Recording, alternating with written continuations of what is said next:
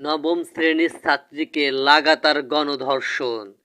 কোচবিহারের কালজানির বাসিন্দা নবম শ্রেণীর ওই ছাত্রী মঙ্গলবার স্কুল চলাকালীন সময়ে অসুস্থ বোধ করায় তাড়াতাড়ি ছুটি নিয়ে একাই বাড়ি ফিরছিল।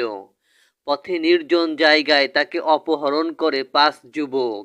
এরপর তাকে একটি গোপন আস্তানায় আটকে রেখে 2 দিন ধরে গণধর্ষণ করে তারা। 2 দিন পর কোনোভাবে মেয়ের খবর পায় পরিবার। তাকে উদ্ধার করে বাড়িতে নিয়ে আসে তারা।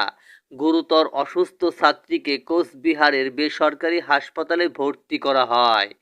নির্যাতিতার মা জানিয়েছেন, স্কুল ছুটির পরেও মেয়ে বাড়ি না ফেরায় খোঁজাখুঁজি শুরু করি। 2 দিন পর জানতে পারি মেয়েকে আটকে রাখা হয়েছে। সেখানে গিয়ে দেখি মেয়ে যন্ত্রণায় কাতরাচ্ছে। তাকে উদ্ধার করে হাসপাতালে ভর্তি করি। ঘটনাকে কেন্দ্র করে এলাকায় চাঞ্চল্য ছড়িয়েছে।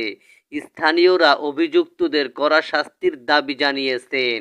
অভিযোগ পেয়েই 4 অভিযুক্তকে গ্রেফতার করেছে কোচবিহার জেলা পুলিশ।